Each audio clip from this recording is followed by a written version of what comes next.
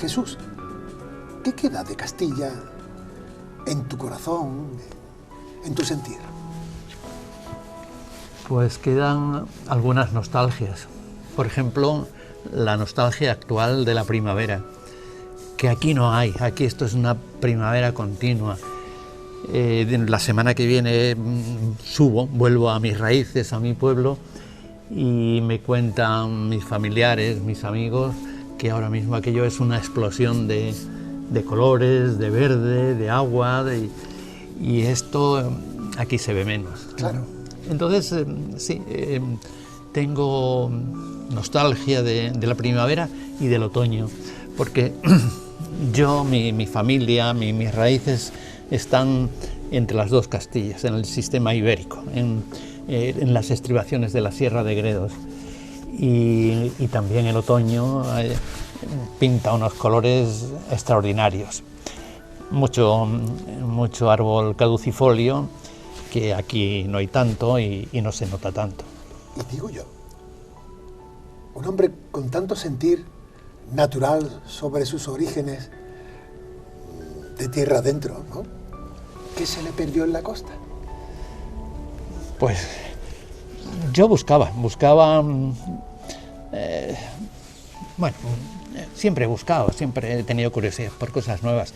Siendo estudiante hice un viaje de mochila, en autostop, y llegué a Málaga, y llegué de Granada, venía de Granada, y por la carretera de los Montes, entonces no había autovías. Claro, la Cuesta de la Reina. Sí, efectivamente, y cuando llegué ahí arriba y al empezar a bajar la Cuesta de la Reina... ¿Viste el paraíso? Vi lo que había ahí abajo, me quedé pasmado. Y luego pues pasé aquí unos días y bueno, ya esto me cautivó bastante. Pero luego me cautivaron las noches, sobre todo los perfumes que yo era por esta época, y en las noches recuerdo todavía el azahar, la dama de noche, los jazmines, y dije, yo aquí tengo que venir a vivir, y 10 años después lo conseguí. Bien, es verdad que tampoco fuiste nada original. Pues no, aquí esto... Málaga, la costa, es un territorio en el que han llegado 100 pueblos, 1000 culturas, y es punto de encuentro de gentes de todos los países y todos los lugares. Y esto le da además a Málaga pues un toque de liberalidad, de cosmopolitismo, de no asustarse de nada, de todo ya está visto, que hace la vida más apacible. Y no solo por los clásicos y nuestros antepasados remotos, griegos, romanos, musulmanes. No, me refiero a ahora. Ya lo sé, ahora y hace siglo y medio o dos, porque tú, en tu afán inquieto de conocer este lugar y otros de España o del mundo, te hiciste experto sobre aquellos que se enamoraron del sur, ¿no? Pues sí. Bueno, a mí me pasa que, y me imagino que a mucha gente también, que allá donde voy, pues me dedico a conocer, a saber. ¿A echar raíces? Bueno, las raíces vienen solas, yo creo que después, pero yo creo que más a conocer la historia, la gente, y me di cuenta de que aquí me había venido mucha gente y seguía viniendo, y sigue viniendo. Y entonces me enfrasqué en una aventura de sacar y de conocer cómo nos ven, porque es importante, la imagen es muy importante, ¿eh? No hay más que ver a los jóvenes, Instagram es cómo nos ven, y cómo me muestro. Claro. Entonces la perspectiva externa me parece que es muy, muy interesante, ¿no? Y me dediqué a estudiar los libros de viaje por España, por Andalucía y especialmente por Málaga. Y descubriste que eso, que no había sido nada original. No, en absoluto. Que había habido muchos unos pioneros, sí, sí. que como tú se cautivaron con el sitio. Pues sí. Hay... En general yo creo que el punto de vista exterior de Andalucía, la admiración por Andalucía, que comenzó sobre todo a principios del siglo XIX con los viajeros románticos, pues tenía 2 o 3 hitos, que uno era Sevilla, sin duda, otro era Granada, que también Córdoba, también esa ciudad perdida que está aquí cerca, que era Ronda, la ciudad perdida entre las montañas. Pero claro, esto venían, porque vinieron en bandadas, los viajeros extranjeros. O sea que la moda de ahora de Málaga ya tenemos antecedentes. Sí. Vale. Esto ya 200 años, ¿no? Entonces, pero claro, la gente venía pensando en lo que conocía por libros o por referencias de la Alhambra, la Mezquita, la Giralda, Sevilla y todo esto. Pero claro, ¿cómo venir del norte y no llegar hasta el Finisterre del sur? ¿Cómo llegar a Granada y cómo llegar a Sevilla y no conocer el mar? El mar, claro. Y entonces la gente pues empezó a venir a Málaga, que no ofrecía gran cosa, pero hay cierta apacibilidad, cosas imperceptibles, el clima, el buen trato de la gente, la luz y lo que en muchos casos lo que era 2 días de paso, 3 días de paso, 1 semana de paso, 1 mes de paso, pues para mucha gente fueron años o incluso toda la vida. ¿Cómo sería esa Málaga que sigue estando hoy, aunque a lo mejor tenía aires más románticos? Aunque yo creo que lo romántico siempre permanece de una manera más o menos matizada en función de los tiempos. Pero ¿cómo sería esa Málaga para que Vicente Aleixandre la denominara como ciudad del paraíso? Por eso lo del paraíso cuando la veíamos desde la Cuesta de las Reinas, ¿no? Un poeta sevillano, claro, que también de tierra adentro, claro. que se enamora, como buena parte de los de la generación del 27. Sí. No se concibe la generación del 27 sin Málaga. Claro. En el caso de Aleixandre, además es muy claro, porque de este poema al que tú aludes, pues está dentro de un poemario que se llama Sombra del Paraíso. Es decir, es lo oscuro, la pérdida, lo romántico, el no alcanzar la felicidad, el estar a punto de tocarla y no tocarla. Pero en Málaga no es Sombra del Paraíso, es la ciudad del paraíso. Ya salió tu vena literaria y lingüística. Bueno, ese es poema que eres me un gusta poliedro, mucho.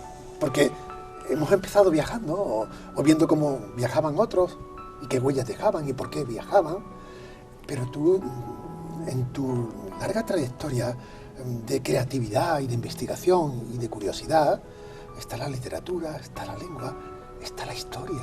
Sí. Bueno, tocas muchos palos. Toco palos y si son interesantes me detengo en ellos, si creo que merecen la pena.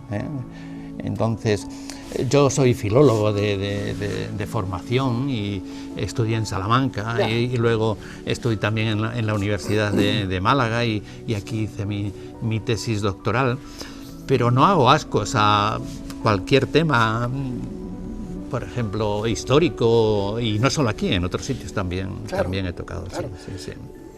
Hombre, yo no sé si en tus raíces se han perdido parte de la creatividad que tú luego has desarrollado en otros lugares. A lo mejor tienen celo.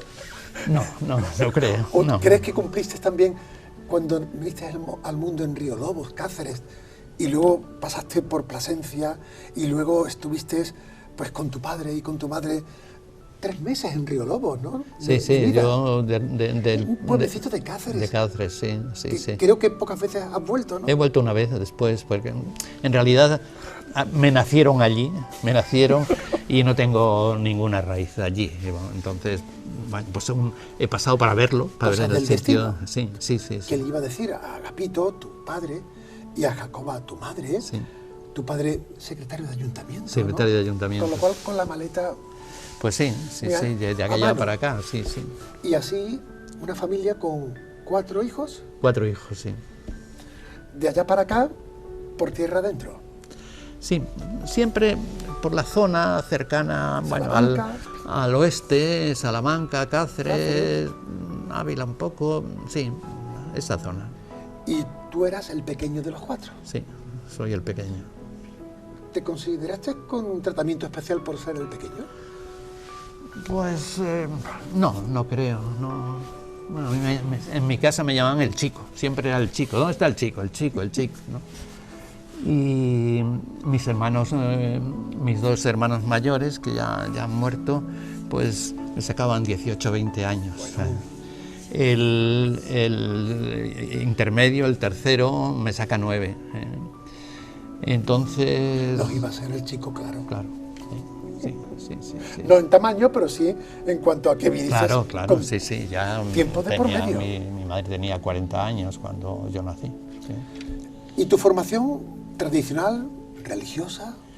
Sí, porque mi familia es muy religiosa, muy tradicional, y mis 2 hermanos, tengo los mayores son una hermana y 2 hermanos, mis 2 hermanos fueron curas. Claro. Y entonces, bueno, yo vivía en un pueblecito de La Raya, entre Cáceres y Salamanca, y yo me fui a estudiar al seminario. Yo es lo que había visto, mis hermanos habían estado en el seminario. Había una inercia. Sí, vamos, esto era el agua que va corriendo de calle abajo y así. Y con 11 años me fui a estudiar al seminario de Plasencia. ¿7 años? 7 años estuve allí. ¿Te pensaste ser cura? Hombre, claro, totalmente. No, hombre, yo fui porque yo pensaba serlo, después las cosas cambiaron. Yo pensaba que era porque había una facilidad para el conocimiento y la formación. No, yo, sin duda esto fue una consecuencia, ¿no? Pero yo fui un buen seminarista. Luego ya he ido por otros derroteros, pero sí. ¿Y qué te hizo cambiar, no ponerte el hábito? No, yo me lo puse, porque yo claro, con 14 años ya íbamos con sotana por la calle y todo esto, ¿no? Es verdad, sotana y un fajín, ha cambiado totalmente, sí. ¿no? Ya hoy los hábitos casi ni los curas se lo ponen. Sí. Pues, bueno, cuando uno, por lo menos a mí me pasó, cuando llegas a los 16, 17 años, pues empiezas a cuestionar otras cosas que antes considerabas pues monolíticas, absolutamente inamovibles, ¿no? Y además coincidí con un grupo de compañeros que formamos un grupo muy homogéneo, y hubo allí un momento y unos años, los 2 últimos años en que yo viví, de reivindicaciones de todo tipo. Gente que pensaba, sin duda. Que no estábamos muy habituados. No, efectivamente. Tanto es así que de golpe y porrazo, en 2 años, éramos unos 24, todos nos fuimos. La primera vez que ocurría en la diócesis de Plasencia, que se quedaba un año en blanco. Y nada, es gente con la que 50 años he estado sin volver a tratar, y ahora tenemos mucha y muy buena relación. Que la vida tenía colores. Sí. Y horizontes. Horizontes, sobre todo había horizontes. Aquello era un mundo mucho más cerrado. Yo en el seminario perdí muchas cosas y gané otras muchas. ¿Seguro? Sí, ganar. ¿Los clásicos? Bueno, no, 2 cosas sobre todo. Primero, austeridad. Y creo que es algo que he mantenido. Puedo vivir bien con poco, no tengo problemas, la verdad. Y segundo, disciplina de trabajo y estudio. Esas 2 cosas son las que creo que a mí el seminario me dio y yo tomé de herencia. Fíjate, son 2 virtudes, por llamarlo así, o 2 circunstancias, que hoy no se estilan mucho. No se estilan mucho. No, más bien poco, muy poco. Sí. poner rigor a la vida, disciplina y un poco de austeridad en estos tiempos de tanto consumo. Sí. Es complicado, Es claro. complicado, sí, sí, sí. Total, que había que buscar horizontes y haces la carrera en Salamanca. Sí, toda. Preu en Béjar. En Béjar, ¿no? Sí. Claro. ¿Tú ya lo tenías claro sobre la filología? No, desde luego, claramente yo ya, con la formación que tenía, me iba encauzado hacia las humanidades. Claro. Pero podría haber sido filosofía o historia, pero creo que ya lo he comprobado luego en años posteriores siendo profesor, en esta edad de los 17, los 18, cuando hay que tomar un camino ya que determine un poco la profesión en la vida, pues influyen mucho los profesores. El hecho de que tengas dos buenos profesores en esos años, pues no es que te obliguen ellos, sino que es una tendencia hacia... Me hablabas de Emilio de los Mozos, sí, y de Eugenio Bustos, entre otros. Sí, esto ya en la universidad. Buenos profesores, muy buenos profesores. ¿Tú crees? También los hubo muy malos, ¿eh? Sí, como todo, claro. Claro. ¿Tú crees que esa herencia que recibiste de estos profesores la has entregado generosamente con tus alumnos, siendo también como has sido profesor de instituto? Bueno, yo creo que no está bien que lo diga, pero yo creo que he sido un buen profesor de instituto, ¿eh? Y lo digo no porque lo creas, sino porque me encuentro mucha gente que al ir por la calle me para. Ahora por Facebook me escriben de vez en cuando: ¡oh, qué clase aquella! Me acuerdo aquel día que llegaste y empezaste la clase y nos pusiste la canción de Mediterráneo. Qué bueno. Bueno, y sí, yo... Hay un feedback, claro que sí, sí, magnífico, sí. porque lo digo desde mi mínima experiencia comparada con la tuya. No, pero la tuya, ya por lo que me cuentas, también. Pero ya gratificante, sí. y fíjate que yo llevo 7, 8 años, ¿no? Sí. Pero no, compruebo lo que tú dices, Sí. que aquello que parece que no cala, Claro, es verdad. luego germina. Sí. La lástima que a veces, por el tiempo generacional existente entre el que enseña y el que aprende, luego es difícil que coincidamos, pero cuando coincidimos... No, pero date cuenta que cuando yo empecé a dar clase con 23, 24 años y daba clase a muchachos de 18 que estaban en... Entonces, la diferencia eran 6 años, que entonces es importante, Claro. Pero 15 años más tarde ya, y 20 años más tarde, y 30 años más tarde, es prácticamente Sí. la misma edad, ¿no? Sí. ¿Sientes lo que yo siento, que cuando tienes un agradecimiento de un alumno, te sientes más joven? Es extraordinario eso, esto es lo mejor, por lo menos para mí, creo que en general para los profesores, los que hemos sido profesores, Sí. es lo mejor que te puede pasar, y esto es impagable, esto es una cosa que agradeces siempre, ¿no? No sabes la alegría que me da, porque me sentía bicho raro. No. Cuando tengo la sensación que tú estás contando, con mi experiencia mínima en la universidad. Hemos pasado a la parte de ser ya profesor, porque terminas la carrera, filología, licenciado en filología románica por la Universidad de Salamanca, sí. Y luego, aquí en Málaga, sí. Antes, una vez hecho el autostop, sí, ¿vale? ya. Filología hispánica, sí. Pero es que luego también te haces doctor en filología hispánica, sí. También por la UMA. Sí. Es decir, que la enseñanza ha sido tu rumbo. Bueno, sí, ha sido mi profesión, y lo que más he hecho en falta, ¿sabes? Es que es lo que más he hecho en falta del instituto, y va en la línea de lo que decía, los alumnos. Eso es lo que más he hecho. Tengo buenos compañeros y todo, sí. pero los alumnos, y me doy cuenta de que a veces leo, me viene una idea, ¡jo! Qué bien me vendría esto para una clase ahora, ¿no?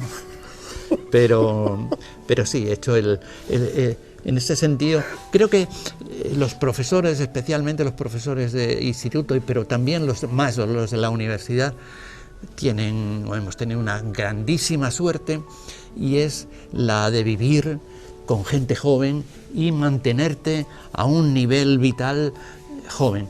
Bueno, yo tengo compañeros y amigos que se han dedicado a otras profesiones y les ha faltado ese contacto con gente, más joven. Sí, sí. Eso es una suerte. Es una suerte, sí, porque totalmente, sí. Hay quien lo intenta, pero no consigue, no, claro, por naturaleza de su personalidad. Claro, claro. Y también depende de que la hornada de alumnos que tengas delante tenga también unas virtudes, ¿no? Porque hay de todo, sí, ¿no? Como hemos dicho antes. Bueno, pero yo creo que una clase, en cualquier grupo de alumnos, sí, hay muchas cosas aprovechables. A veces es difícil sacarlas o no las ves, pero siempre hay gente que es una esponja. Hay que ponerse, claro, en lugar de ellos, sí, y sin duda trazarles puentes. Sí, sí, yo creo que, también he visto con compañeros. Lo primero que hacía cuando empezaba un curso me costaba aprenderme los nombres, no los apellidos, los nombres de los alumnos. Claro, claro. Y tratarles con mucho respeto. Qué bueno. Esas dos cosas para mí han sido pues una llave y nunca o apenas nunca he tenido problemas, porque yo creo que los muchachos jóvenes de 14, 16, 18, 20, pues si les tratas con respeto, seguro, te lo devuelven el respeto. Seguro. Y más, sí. En los tiempos actuales donde impera el impersonalismo, que tú le pongas nombre a los alumnos, eso para ellos. Había casos en que yo sabía el nombre del alumno y el alumno no sabía cómo era ni el mío ni el de los demás profesores, porque andaba pensando en otras cosas. Claro. Profe, claro. Sí.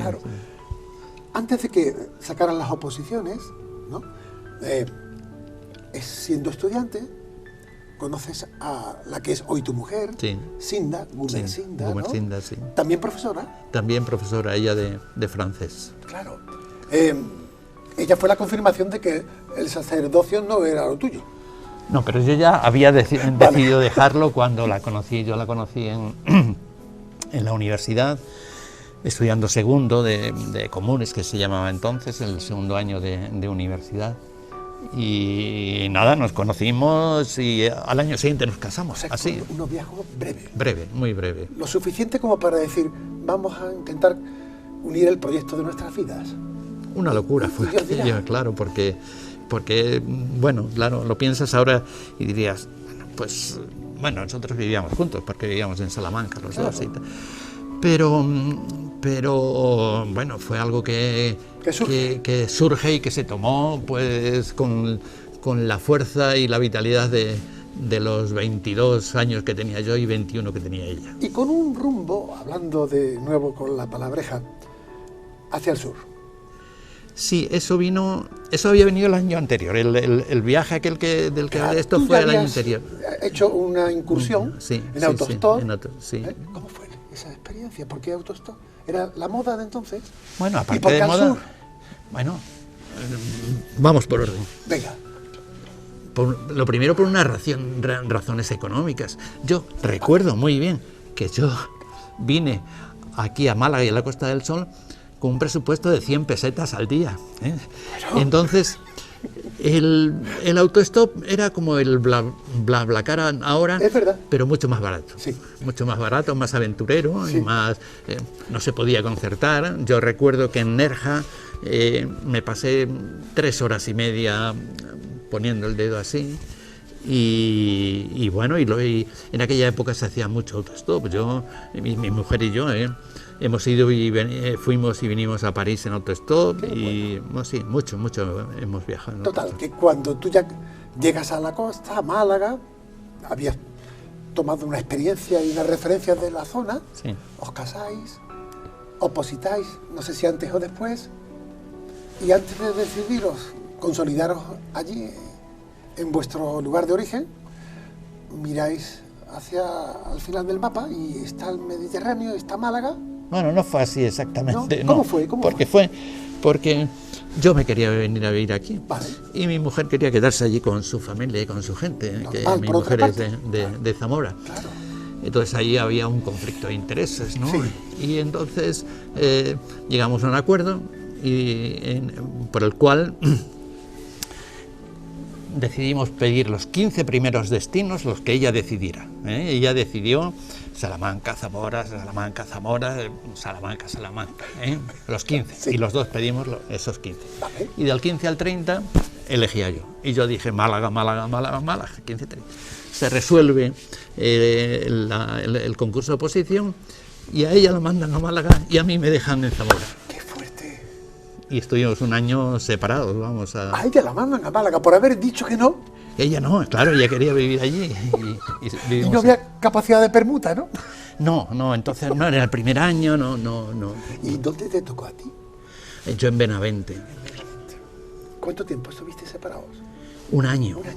Pero lo arreglamos bien porque se podían pedir 3 meses sin sueldo. Vale. Entonces yo pedí 3 meses, los 3 primeros, porque ese verano vinimos, compramos un piso ahí en el Parque Mediterráneo, en Málaga. Los 3 primeros meses yo me vine aquí. Ya nos había nacido, ya teníamos un hijo, porque nosotros nos casamos en el 72 y David, mi hijo... ¿ya vino al mundo? Sí, ya vino 3 años más tarde, en el 75, y tenía 3 años, tenía fue en el 78, 79. Y entonces 3 meses estuve yo aquí, luego los 3 últimos del curso fue al revés y ella estuvo conmigo en Benavente, y los 3 intermedios yo me gastaba todo mi sueldo y más en ir a Madrid y coger un avión hasta Málaga, que entonces costaba una barbaridad, era mucho más que el sueldo que ganaba. ¿No había low cost? No había nada de esto. Y solamente era Iberia, como Sí, mucho. efectivamente, sí. Parque Mediterráneo, Sí, la famosa organización popular cercana a la Misericordia. sí, al ladito. ¿Cómo era la Málaga de tu aterrizaje, de tu llegada? Bueno, pues para mí era al fin y al cabo era llegar a donde yo había querido. Claro. Era una barriada moderna, es decir, era el extrarradio de Málaga. Málaga llegaba ahí, porque lo que había más allá era la Misericordia. Claro, teníais una huerta de cañadú o de caña de azúcar. Claro, entre la casa que Las compramos y delicias tal, por allí y allí, demás. sí. Claro. Mi mujer, que estaba en un instituto allí que se llama el Emilio Prados, pues no tenía ni calle asfaltada, tenía que ir por ese cañaveral, bueno. Fue en los años, cuando llegasteis a Málaga, si no me equivoco, 1978. 78, 79, sí. Por ahí. Sí. Y viene, además de David, viene Andrés más tarde. y Leticia. Sí, Y la vida se va consolidando. sí. ¿Ejerces en los institutos de por entonces Emilio Prados también? No, yo en el Emilio Salvador Prados. Rueda. En el Salvador Rueda, que entonces se llamaba Polígono de Cártama, porque estaba allí cerca de un polígono industrial al lado de Barbarela, Claro. y que estaba en la carretera que sale, que ahora es Ortega y Gasset, y que sale hacia Cártama.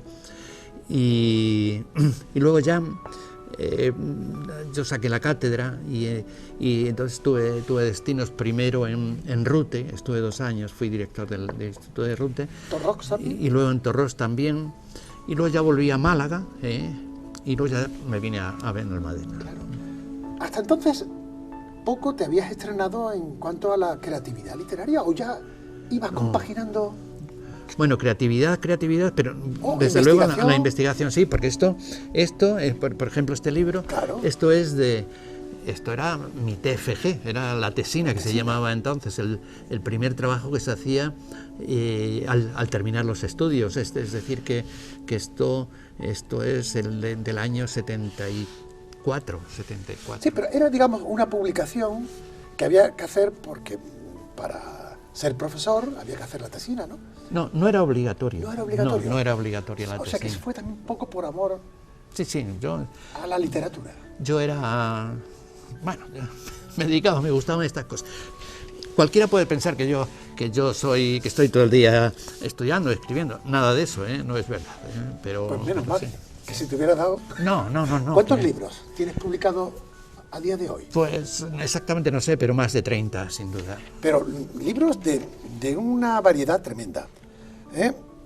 Ediciones literarias de teatro del Siglo de Oro, libros sobre turismo y viajes, podemos decir títulos, ¿eh? Sí. Libros sobre filología y literatura, sobre Norman Betún y la carretera de Málaga a Almería. Has hecho como el que más en la investigación de esa trágica ruta entre Málaga y Almería en la época de la Guerra Civil, y otros libros, bueno, como los que tenemos aquí, Andanzas y visiones desde Benalmádena. Este es el más calentito, Sí. ¿verdad? O sea, tienes una policromía de contenidos Sí.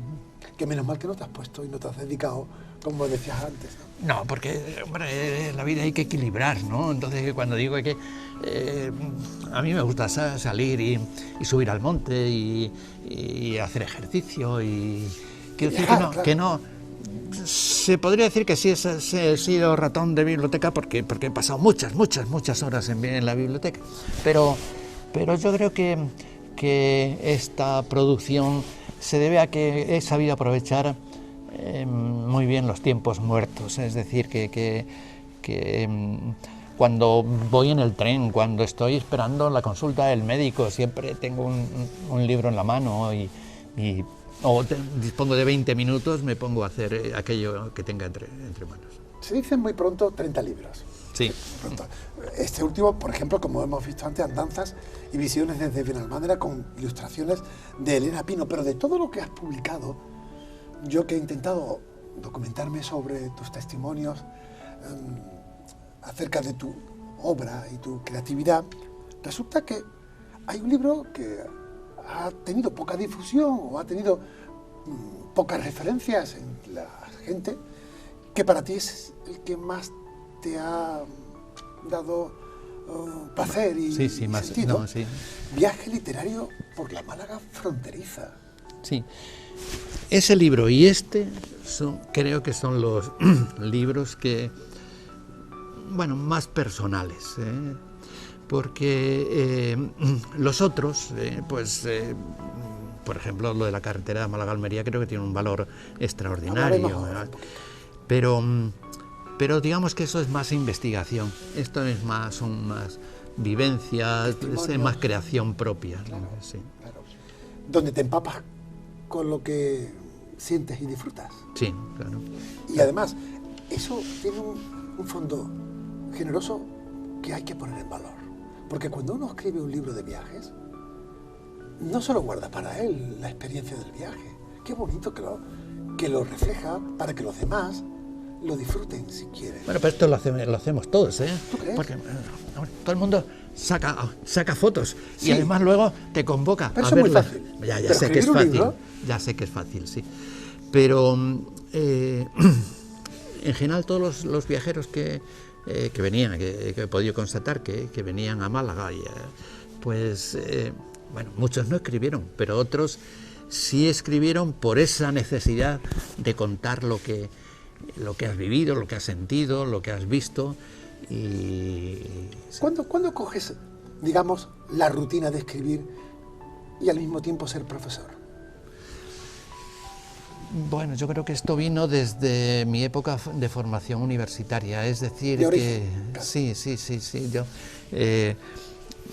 yo era estudiante, fui buen estudiante. Te gustaban los clásicos de principio, ¿no?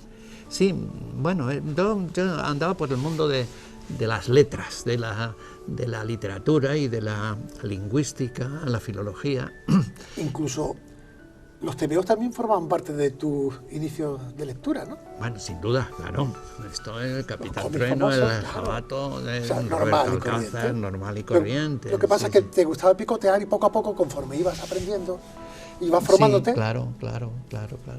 Y entonces mis primeros trabajos fueron absolutamente filológicos, de documentos antiguos del siglo XIII, del siglo XIV. Sí, más metido en el perfil profesional. Exacto. Eso, Bien, sí. que bueno, si dices 30 libros, te sale casi algún libro por año. Pues sí, este año salgo a 2, porque bueno, con otros 2 compañeros, con Andrés Arenas y Antonio Garrido, está a punto de salir un libro que se llama El viaje a Málaga, también sobre viajeros. Qué bueno, qué bueno. Sí.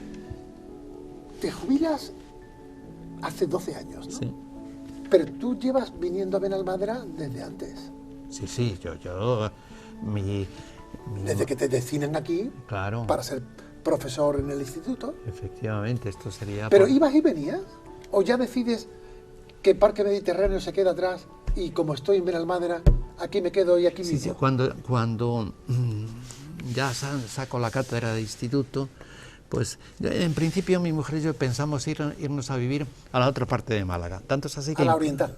Sí, que incluso compramos una parcela en el Candado para hacer ahí una casa. Pero por allí Málaga no crece. Entonces los institutos nuevos y las plazas aparecían más por esta parte. Y entonces fue en ese momento cuando ya pedimos aquí, solicitamos una plaza, me la dieron a mí al primero y ya decidimos venir a vivirnos aquí, era más fácil. Desde Benalmádena, 1985, Sí, más, Arroyo de la Miel. sí. Que ahora esto es una ciudad y entonces era un pueblo, Lo que era. claro. A mí todavía me gusta llamarlo a veces el pueblo, ¿no? Sí, Claro. pero claro, ya hay más habitantes en Benalmádena que en muchas capitales de provincia. Seguro, Claro. seguro. Pero fíjate, Jaime, eras el perfil de la persona que llegaba aquí. Era un sitio abierto, ¿no? Sí, Donde no estaban los precios tan altos como en el resto de la Costa del Sol.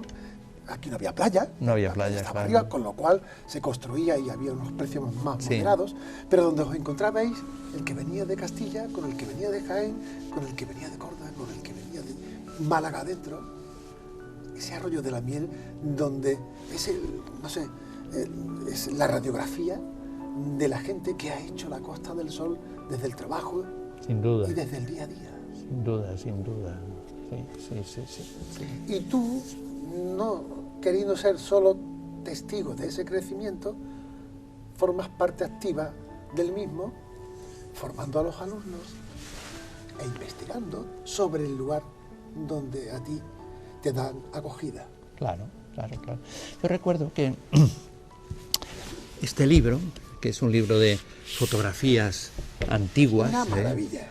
la fotografía antigua y la misma ahora, lo mismo, Sí, el antes y el después. el Torremuelle antes y el Torremuelle. Pues, ¿sabes cómo nació este libro? ¿Cómo? Pues en la oficina de Unicaja, que era Caja de Ronda entonces, ahí en Blas Infante, pues bueno, ya ahora entra uno y hace todo, pero allí cuando ibas a sacar dinero tenías que presentar la libreta y luego buscaban y todo esto. Al fondo había una fotografía grande del Arroyo de la Miel, pues de los años 60. En su estado original. Sí.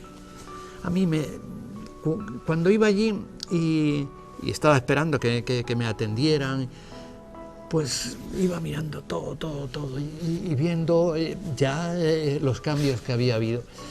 Y entonces me pareció una cosa muy interesante y eso fue el germen de empezar a buscar fotografías antiguas de Arroyo de la Miel. Con ello hice una colección y un primer libro que se publicaba de fotografías antiguas y luego ya este segundo que además de las fotografías antiguas fui buscando la misma perspectiva y el mismo momento. Claro. Y van estas fotografías emparejadas, ¿no? También las fotografías, el arte de la fotografía, tienen la culpa de tu descubrimiento sobre la desbandada. Sin duda, sí. Cuenta cómo fue esa historia sobre la desbandada y las fotografías, las famosas fotografías. Yo, ya como te he dicho antes, me dedicaba a los viajeros y entonces cada vez que encontraba un nombre o un título de un libro de viajes que hablaba de Málaga, de un extranjero, tomaba nota de él. Y esto creo que fue en el año 96, me parece, vi en El País una pequeña reseña que hablaba de un médico canadiense, Norman Bethune, que yo no lo conocía de nada, que hablaba y de un librito que había escrito que se llamaba El crimen de la carretera Málaga-Almería. Entonces inmediatamente me puse a buscarlo y supe que en la Biblioteca de Cataluña había un ejemplar, pedí una copia, porque era un folletito, pedí una copia y me mandaron una copia de muy mala calidad, vamos, como era en blanco y negro. Y cuando yo vi aquello me quedé admirado, perplejo. No había trascendido nada hasta entonces. Yo no sabía nada.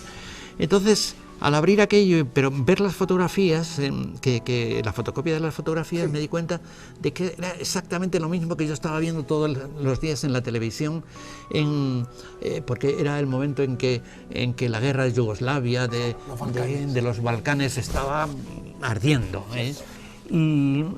Y entonces abrí aquel libro y me enteré de que en Málaga pues había pasado lo mismo. Yo ya llevaba muchos años en Málaga, ya conocía muy bien la historia y la cultura de Málaga. Claro. Y nunca había oído hablar. Inmediatamente me puse a buscar en libros de historia de la guerra civil. Te enganchaste. Pero sobre todo es que vi que no se hablaba. Digo, pues esto no puede ser. Y entonces... me di cuenta también, empecé a saber quién era Norma Metune, que yo no conocía, pero que es un personaje que en Canadá es el símbolo de Canadá, de la solidaridad canadiense con el mundo, y que en China, pues este hombre es un héroe. Hasta nombre de hospitales. Sí. Y entonces dijo, esto no puede ser. ¿Qué haya pasado este hombre por aquí? ¿Y esto qué ha pasado? No, pero sobre todo que no ha pasado. Claro. Entonces dije, me surgió la idea de juntar ambos elementos, ¿no? Me di cuenta... La tragedia con el personaje. Efectivamente, claro. Pero de lo que me di cuenta es de que en los libros no se hablaba nada. Pero empecé a preguntar. Y la historia estaba callada pero viva. En todas las familias malagueñas, pero en casi todas se sabía, mi tío, mi padre, mi primo, mucho. Sí. Y de ahí surgió la idea de hacer una exposición que fue la que ha sacado del olvido a la desbandada. Pero, y volvemos al principio, a lo de la fotografía, en ese librito tenía 26 fotografías, las únicas que existen. Bueno, luego encontré yo del mismo fotógrafo unas más en Canadá. Si no hubiera habido esas fotografías, no hay historia. Si no hay imagen, no hay historia. Algo parecido con lo del Guernica. Claro.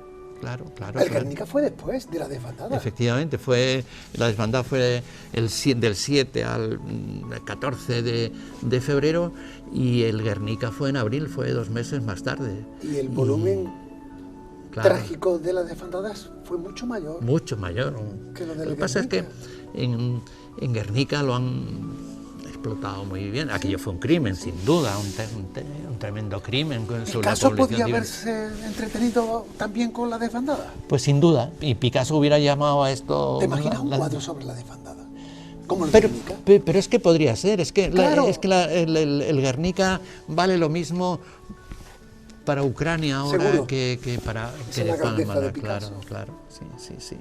Entonces, si esto hubiera explotado, y quiero decir explotado informativamente, sí, y se hubiera sabido lo que había ocurrido en la carretera Málaga-Almería, Picasso no habría llamado al cuadro Guernica, lo habría llamado Desbandada o Málaga, ¿no? ¿Y está todo dicho y todo conocido sobre la desbandada? No, ni mucho menos, pero es muy difícil saber más cosas. Porque se va muriendo la gente. Bueno, sí, aparte que se vaya muriendo, hay algo muy importante que es el saber cuánta gente salió, cuánta gente murió. Pero será imposible saberlo porque hay una gran diferencia entre, se están haciendo muy buenos trabajos de exhumación de fosas comunes, pero es que en los pueblos y en las ciudades se sabe quién murió y dónde lo enterraron probablemente, exactamente el sitio. Claro. La gente iba muriendo por la carretera y los que huían no se podían parar allí, y los que vinieron y recogieron los cadáveres que fue el ejército italiano, bueno, nadie, ni los españoles sabrían quiénes eran. Claro. Y no se sabe dónde los enterraron, y esto probablemente los enterraran cerca, en las cunetas de la carretera. O al mar. Bueno, no lo sé, pero el hecho es que si los enterraron, aquella costa no es la de hoy. Es decir, ahí se ha levantado otra costa diferente. Lo ha borrado el tiempo, claro. Lo va borrando el tiempo Sí, poco a poco. Pero sin embargo, a pesar de haber sido el hecho más silenciado de la guerra civil, de uno de los hechos más trágicos de la guerra civil, estoy convencido de que es el hecho mejor recuperado, porque sobre la desbandada se han escrito más 30 o 40 libros y documentales y información periodística y congresos y una marcha variopinta que todos los años sale de Málaga en febrero y llega a Almería, ¿no? Está muy vivo eso. Yo soy un enamorado de la radio, y cuando me enteré del tema de la desbandada, salieron una serie de actores que tú me corriges, sabes mucho más que yo al respecto, donde uno de los principales actores fue el general Queipo de Llano, sí, con la famosa radio y sus discursos nocturnos desde Radio Sevilla. Muy importante, muy importante. Amenazando noche tras noche a la Málaga Roja, claro, que era el bastión que quedaba, sí, republicano, de que ya los hombres de la patria, ¿no?, estaban en las puertas de Málaga, claro, y que o salíais corriendo, sí, o aquí estábamos nosotros, ¿no? Sí. Cuando a lo mejor todavía no había llegado ni Antequera. Pero claro, sin duda, claro que no. El poder de la radio. Tremendo, tremendo. Yo creo que sin las alocuciones de Queipo de Llano, la desbandada no hubiera tenido estas dimensiones. Por eso también yo le apropio a la radio malagueña o andaluza lo que Orson Welles se apropió cuando hizo la parodia de la Guerra de los Mundos, sí, diciendo que los ovnis nos invadían. Y lo hizo en el 1944. Sí. Y ya en el 39, Queipo de Llano ya hizo el invento de hacer que la radio fuera el vehículo de guerra y de comunicación y de, no sé cómo decirlo, de amenaza.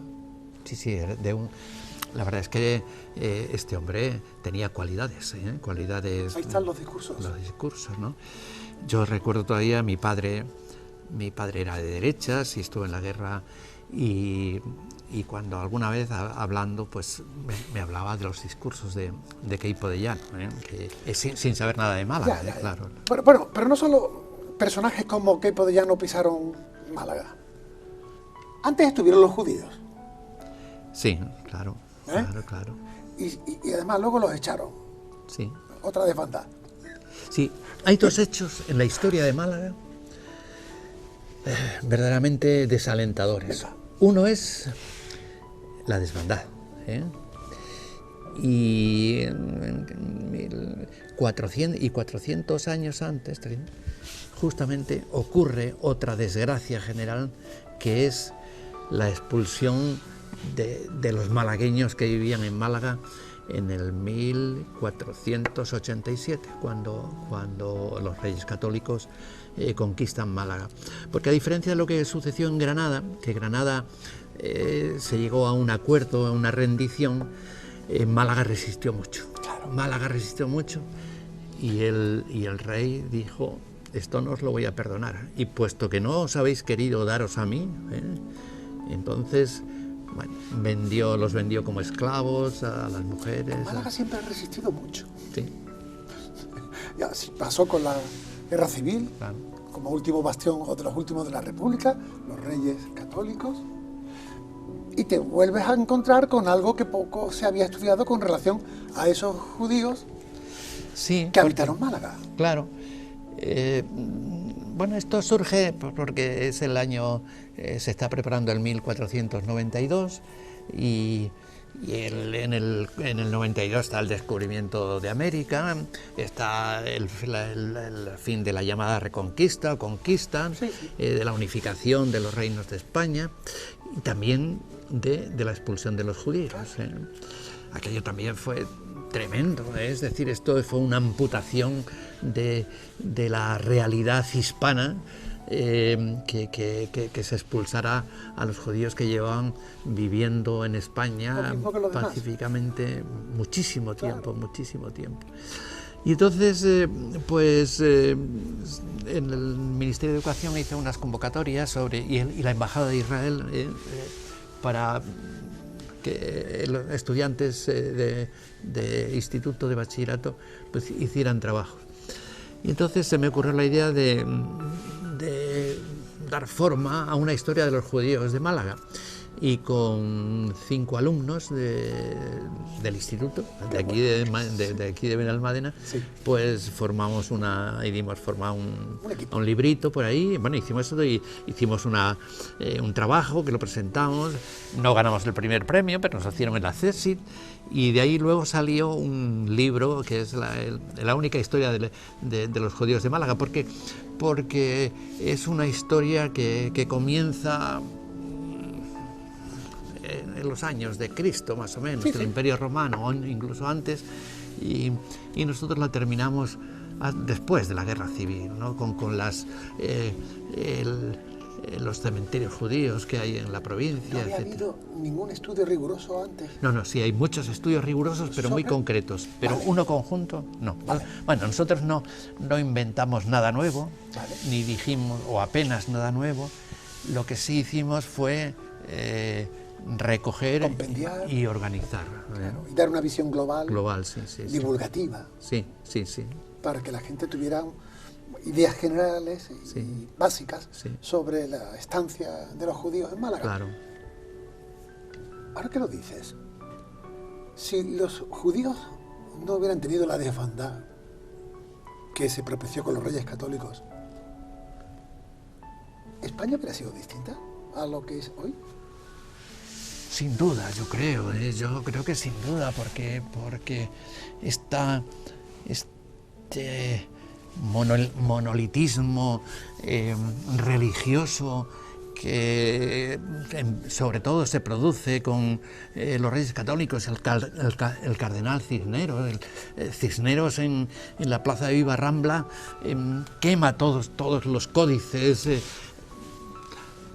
Esto fue una amputación, un mutilamiento cultural. No solo de personas, sino de tremendo, ideas. De ideas, claro. Y de conocimiento. Y de conocimiento. Yo pienso que nuestra historia, cuando hablo de nuestra historia me estoy refiriendo más a la nuestra, de aquí, a la de Málaga. Sí. Pues es un mosaico de muchos elementos, pero hay muchas teselas que faltan, muchas piedrecitas que faltan. Y estas faltan sobre todo porque cuando llega la Reconquista o la conquista de los cristianos se arrasa con toda esa cultura, y ahora para estudiar las fuentes y aquellas épocas del siglo XIV y estos años anteriores de Málaga hay que ir a los documentos que se guardan en Marruecos, porque aquí se quemaron casi todos. Curioso. Claro. Bueno, por tanto la universidad tiene trabajo, ¿no? Sí, claro.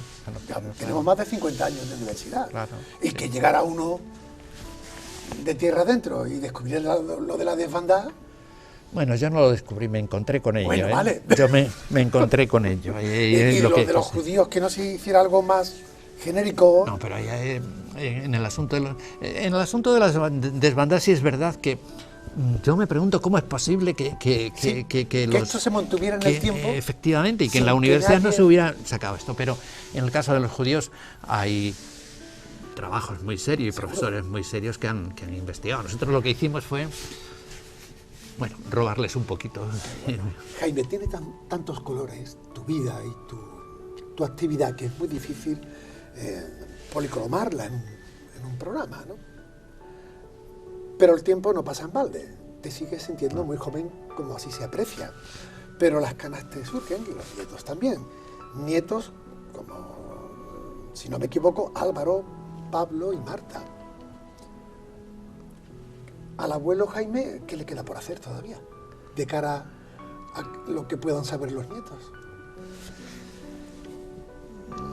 Bueno, el último libro, Venga. Yo se lo he dedicado a mi nieta. Bien, Marta. Ha sido la última, ¿no? Venir. Sí, hace 15 días.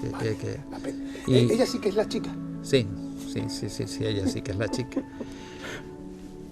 Bueno, yo espero que mis nietos sean sobre todo, buenas personas, que quieran a la gente y que la gente les quiera. Creo que eso es la mejor herencia que podemos dejarles, ¿no? Y luego, pues si ellos ven en mí cosas que les haya gustado y y las quieren repetir, pues muy bien.